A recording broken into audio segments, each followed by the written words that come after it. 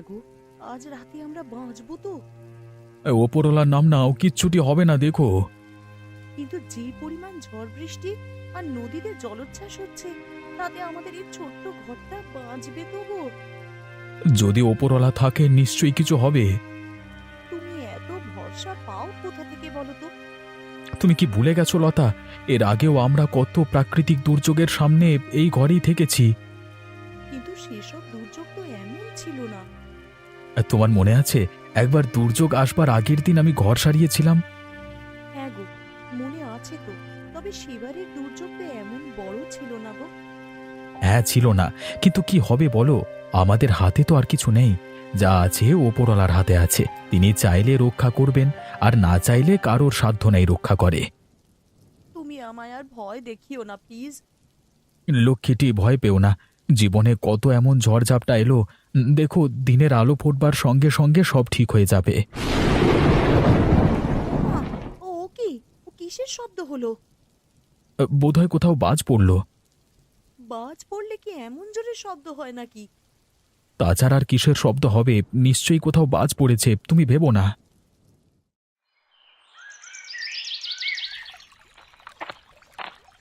কি হে, নরেন যাও নাকি? হ্যাঁ বাতিক বাবু, তা কি গঙ্গা স্নান করা হচ্ছে নাকি? হ্যাঁ ভাবলাম, হ্যাঁ পতিত পাবনী মা গঙ্গার করে ডুব দিয়ে নিজের পাপগুলি একটু ধুয়ে নিয়ে পরকালের পথ প্রশস্ত করি। পরকালের পথ আপনার প্রশস্ত বাতিক বাবু? তা তুমি বললি কি আর প্রশস্ত হয়ে গেছে গো? শাস্ত্রে আছে, মা গঙ্গা ধরিত্রীর বুকে এসেছিলেন আমাদের মতো ওই অধমদের পাপ হরণ করতে। তা জীবনে চলতে গেলে সর্বদা নিজেকে অধম পাপী জ্ঞান করতে হয়। আপনার মতো অমায়িক লোক আমি আর দুটি দেখিনি। এ আমার ভদ্রতা নয়, সত্যি কথা। তা ঝড় জলের রাত কালকে ভালো কাটলো তো? কেমন উপভোগ করলেন কালকে রাতটা? তা গরমের দিনে এমন একটু ঝড় বাদলা না হলে কি আর ভালো লাগে? বুঝলে তো, আমরা প্রকৃতিপ্রেমী মানুষ। প্রকৃতির একটু রঙ্গরসিকতা না দেখলে মন ভরে না। তাই বুড়ো বয়সে জীবনে উপভোগ করবার মতো কি বা আছে বলো? এই রোজ রোজ তো আর গরমের চোটে ঘুম আসে না। তাই কালকে বাদলা দিনে এমন ঘুমটাই হলো, কি আর বলবো। অনেকদিন পর একটা স্বপ্ন দেখলাম, বুঝলে? আপনি কিন্তু বেশ রসিক মানুষ বাতিক বাবু। তা কি স্বপ্ন দেখলেন কালকে? দেখলাম আমি গঙ্গা স্নান করতে এসেছি, আর গঙ্গায় ডুব দিয়ে এই একটা বাক্স পেলাম। তা সেই বাক্সর ভিতরে কি ছিল তাও দেখেছেন বই কি? হ্যাঁ হ্যাঁ, তা দেখলাম যে গুপ্তধন লোকানো আছে। আপনার কপালটা মনে হচ্ছে এবার খোলতাই হলো। এমন স্বপ্ন সত্যি হয় জানেন তো। যাই যাই, আমি আমার লোহার দোকানে কাজে যাই। আমার তো জীবনে আর কোনো আশা নেই, তা পেলেও ভালো গুপ্তধন গো। এরে, এটা কি হলো? এই যে সত্যি আমি পেয়েছি। তবে কি ভোরের দেখা স্বপ্ন সত্যি হলো? এ কি, দূরে যেন কি একটা ভাসছে। এ তো একটা জাহাজ ডুবি হয়েছে। আহারে, কাদের এত বড় ক্ষতি হয়ে গেল! হা ভগবান, তুমি কার কপালে সুখ লেখো আর কার কপালে লেখো চরম দুঃখ। ওরে বাবারে! আরে, আরে, এ তো দেখছি সত্যি করে একটা বাচ্চা মেয়ে। আরে, এর তো জ্যান্ত মেয়ে এখনো বেঁচে আছে। তুমি কে মা? তো তোমার নাম কি? আমার আমার নাম পূজা। তুমি কাদের ঘরের মেয়ে গো? যত যাই হোক, লোকে যে যাই বলুক, আমি এই মেয়েটাকে ঘরে নিয়ে যাব। হোক আমার অভাবের সংসার, তবু ভগবান যখন একে আমাকে দিয়েছেন, আমি একে মরার জন্য ফেলে রেখে দিতে পারবো না চোখের সামনে। যাই যাই, নিয়ে যাই। তোমার কি কোনো জ্ঞান আক্কেল নেই নাকি? সকাল সকাল আবার কি শুরু করলে বলো তো গিন্নি? বলি কেন, হুঁশ নেই? কাল বৃষ্টি হয়েছে, আজ তো ভালো মাছ পাওয়া যাবে। এখনো তো ঘরে মাছের দেখা পেলাম না। তার রতনের মাছ নিয়ে আসবার কথা ছিল, সে কি এখন আসেনি? তা তোমার কি মনে হচ্ছে আমি ঢং করছি? যদি সেই সেই আসতো, তাহলে তোমাকে কি আর আমি বলতাম? তাহলে এখন মাছ আসবে কি করে? তা নিজের মুরতটা খাটিয়ে ভাবো না। দেখো, আজ আমার মাছ চাই। সে তুমি যেখান থেকে নিয়ে আসবে আসো। দরকার হলে তুমি বাজারের ব্যাগ হাতে ঘর থেকে বিদে হও। আমার কি না গেলেই নয় গিন্নি? একদমই নয়। তোমাকে আজ মাছ আনতেই হবে এই ঘরে। আমি আজ মাছ খাবই খাবো। মানে কোনো ইয়ে টিয়ে শুনছি না তোমার। যাকে মাছ আনতে বলেছিলে সেই যখন আনতে পারেনি, তখন তোমাকেই যেতে হবে। ঠিক আছে, বাজারের ব্যাগটা দাও তাহলে।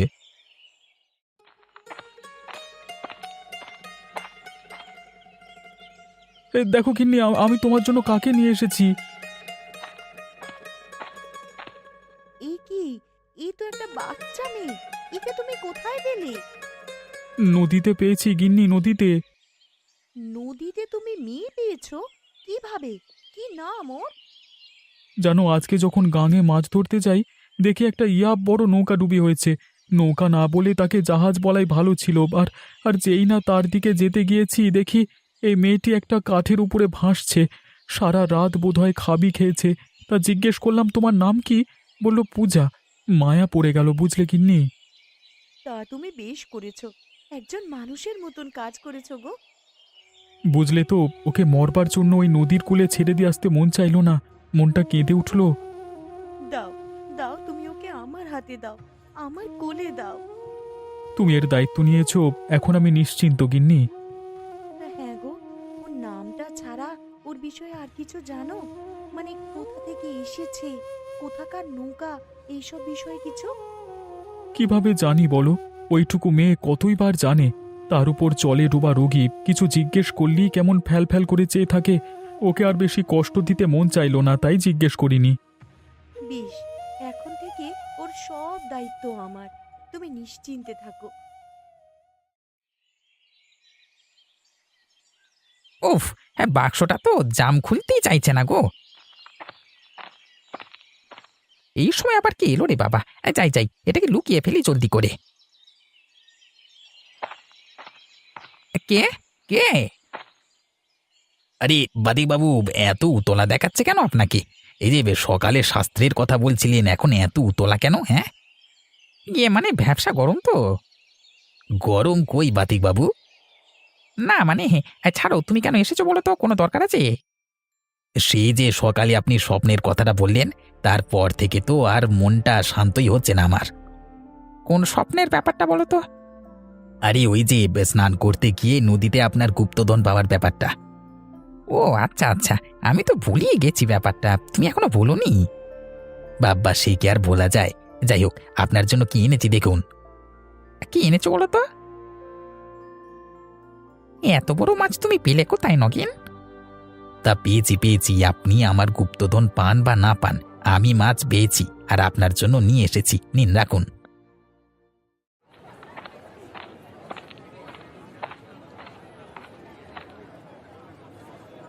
কিরে গোপাল, এই বৃষ্টি বাদলার দিনে কেমন মাছ পড়ছে জালে? সে আমার খবর কি আর কর্তা, সবার জালই তো আজকে ভোরে ভোরে মাছ পড়ছে। হে, হ্যাঁ তাই তো দেখছি, আজকে বাজার ভরে ভরে মাছ। তা রতনটা আমাদের বাড়িতে মাছ নিয়ে এলো না কেন? দায়িত্বজ্ঞান সব লোপ পেল নাকি? তা কি যে বলি আপনাকে তার কথা। কেন, লাট সাহেবের পুত কোথায় এখন? যতই হোক বাবু, অমন করে হলে কি আর সংসার ব্যবসা চলে?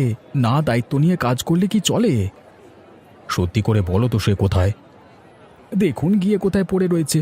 অথবা কালকে এমন সুন্দর মরশুম গেছে, হয়তো বাবু এখনো নাক ডাকিয়ে ঘুমাচ্ছে, বিছানাতেই পড়ে রয়েছে বোধ করি। তা সে এমন মামদো হয়ে উঠল কবে থেকে? সে ব্যাটা তো শুরু থেকেই এমন। বুঝলুম, ব্যাটার কিছু একটা করতে হবে। শুধু কি আপনাকে ঝুলিয়েছে?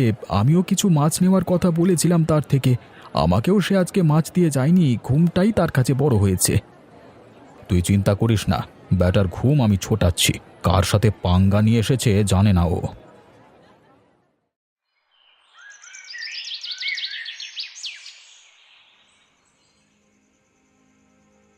এখন কেমন লাগছে রে মেয়ে? আমাদের চিনতে পারছিস? না, আমি তো তোমাদের চিনি না গো, তোমরা কারা? তুই নদীর জলে একটা কাঠের উপরে ভাসছিলিস মা। আমি নদীতে জাল দিতে গিয়ে তোকে দেখতে পাই, দেখতে পেয়ে তোকে নিয়ে আসি, না হলে যে মরে যেতিস মা। ও, তাই বলো। কাল রাতে ঠিক কি কি হয়েছিল বলতো? দেখো, আমরা অনেক দূর থেকে নৌকায় চেপে আসছিলাম, সঙ্গে আমার মা বাবাও ছিল। তা কাল রাতে ওই চরের সামনে এসে উঠল প্রচণ্ড ঝড়। সেই ঝড়ের মাঝে আমাদের নৌকা দিক হারিয়ে ফেললো। সবাইকে জড়িয়ে ধরে আমরা সবাই তখন খুব ভয়ে ছিলাম। একসময় সবাই খুব চেঁচামেচি করতে লাগলো। তারপরে দেখলাম নৌকার ভেতরে প্রচুর জল ঢুকছে, আর একসময় নৌকাটা ডুবে গেল। আমি তো ভালো সাঁতার জানি, তাই বেঁচে গিয়েছি। একটা কাঠ পাশেই ভাসছিল, সেটাকে জড়িয়ে ধরে আমি বেঁচেছিলাম। এ কি রে, তোর গলার হারটা একবার দেখি তো। তোর হাড়ের লকেটটা এমন দেখতে কেন রে? ওটা একটা গোপন ব্যাপার। যতই গোপন হোক আমাদেরকে বলতে পারিস নিশ্চিন্তে। আমাদের একটা সিন্দুক ছিল, সেটারই চাবি এটা। তা কাল ঝড় জলের সময় দুর্যোগের মধ্যে কোথায় যে সেটা ডুবে গেছে তার তো কোনো খোঁজই নেই। শুধু চাবিটাই রয়ে গেছে আমার গলায়। ঠিক আছে, এখন তোর বাবা মাকে খোঁজা সবার আগে জরুরি। আমার বাবা মার জন্য বড্ড মন খারাপ লাগছে।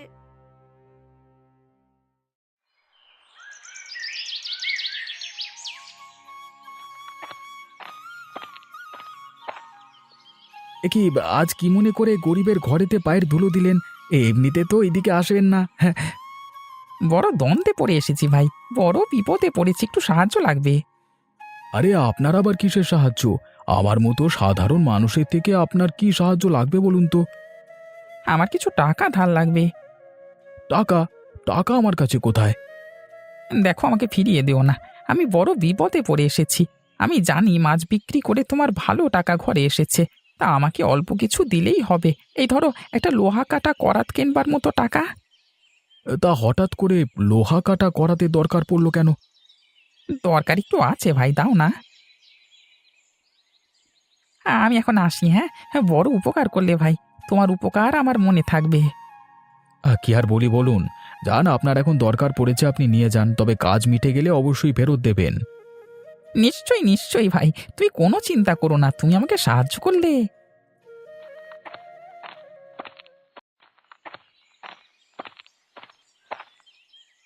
বদমাস, খচ্চর, তুই আবার এসেছিস? কি করেছি বাবু, আমাকে গালি দিচ্ছেন কেন? না, ওকে মাথায় তুলে পুজো করতে হবে।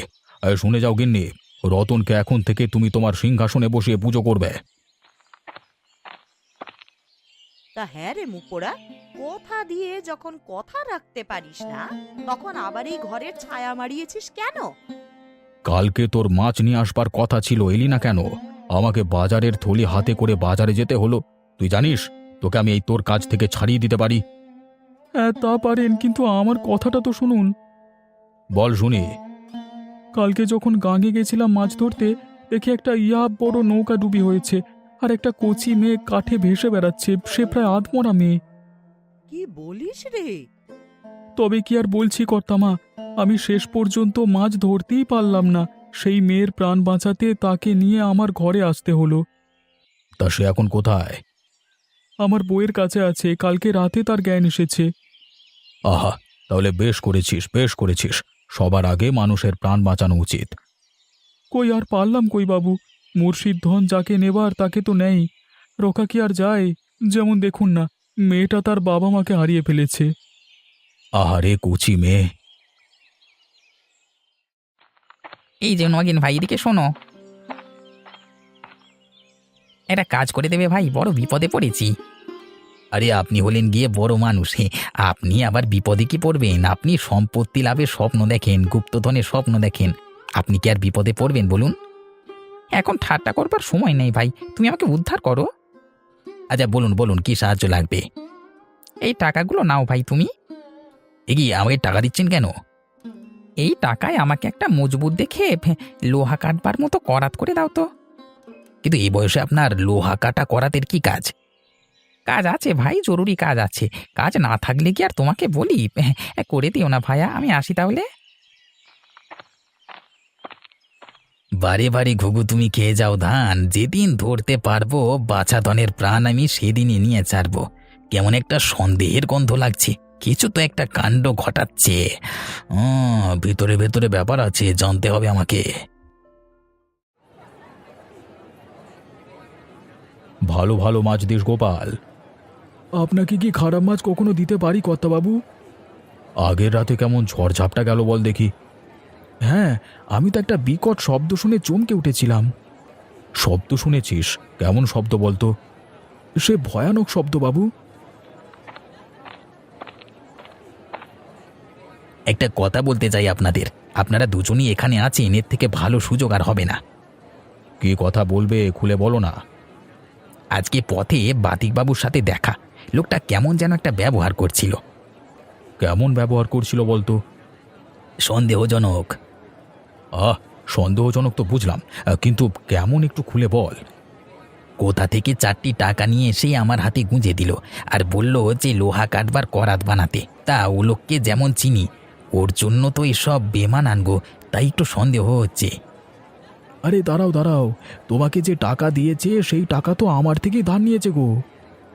সে লোক কেন টাকা ধার নিল আর কেনই বা লোহার করাত বানাবে, সেসব কথা তোরা কেউ জিজ্ঞাসা করিসনি? জিজ্ঞাসা আবার করিনি। কিন্তু উত্তর দিলে তো তবে। রতন বলছিল ও একটা গাঙে মেয়ে পেয়েছে, ওর একটা বাক্স ছিল যেটা হারিয়ে গেছে জলে ডুবে। আমার মন বলছে কি জানিস, ওই বাক্সটা ও পেয়েছে। দাঁড়া, মেয়েটাকে নিয়ে যেতে হবে, এর একটা বিহিত করতে হবে।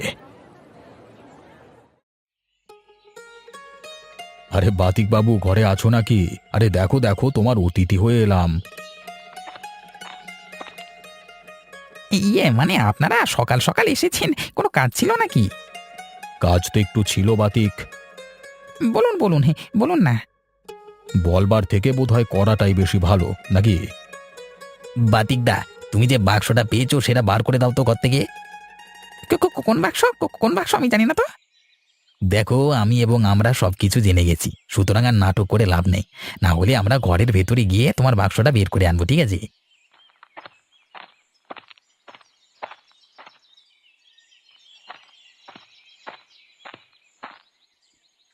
এ কি? এই তো আমাদের বাক্স, আমাদের বাক্স এটা। দাও তো, তোমার গলার চাবিটা দাও তো।